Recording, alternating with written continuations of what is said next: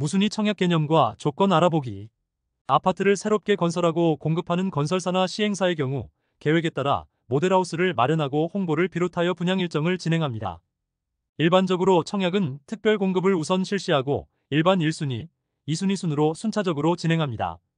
당첨자가 발표가 되면 서류 심사를 거친 후 정당 계약이 이루어집니다.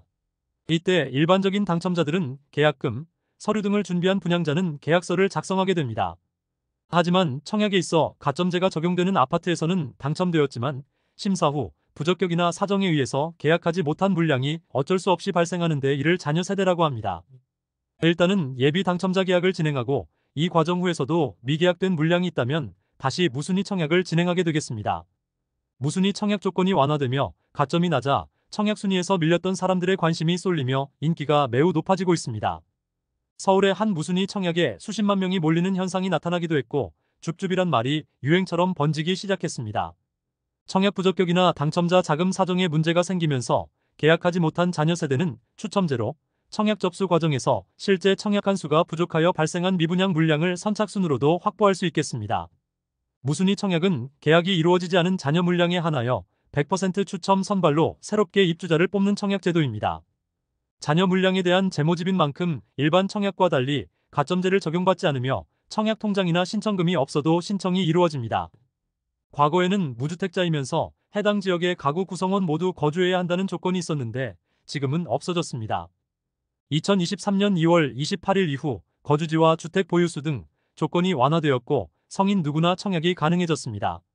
무순위 청약은 규제지역이 아니면 재당첨 제한이 없지만 투기과열지구 또는 조정지역 등 규제가 있는 곳의 아파트의 경우 재당첨 제한 기간이 적용되겠습니다. 형평성을 고려하여 청약에 당첨될 경우 최대 10년에서 7년까지 제한을 적용받게 됩니다. 또한 규제지역의 경우 동일한 아파트에 대해서는 중복 청약도 금지되겠습니다. 일반적으로 청약은 사후 접수와 계약 취소 주택 재공급으로 구분하여 이루어지는데요. 당첨자가 청약을 스스로 포기하거나 부적격으로 취소된 경우 추가 신청을 받는 것을 사후 접수라고 합니다. 아울러 계약자가 위장 전입 등 불법을 저질러 공급 질서를 교란하여 취소된 물량은 일반 분양이나 특별 공급으로 재공급이 진행되겠습니다. 무순위 청약은 항상 있는 것도 아니고 공급 물량도 한정적이어서 청약 일정을 수시로 확인하는 것이 필요합니다. 항상 청약홈 캘린더를 통해 일정을 확인하고 무순위 취소 후 재공급을 선택 검색하여 현황을 파악합니다. 관심 지역이나 공고 알림을 신청하면 기한을 놓치는 일을 막을 수 있겠습니다. 어렵지 않게 홈페이지를 통해 청약이 가능하지만 청약 신청에 제한이 생길 수 있으므로 자금 계획에 따라 신중하게 청약 전략을 짜야 하겠습니다.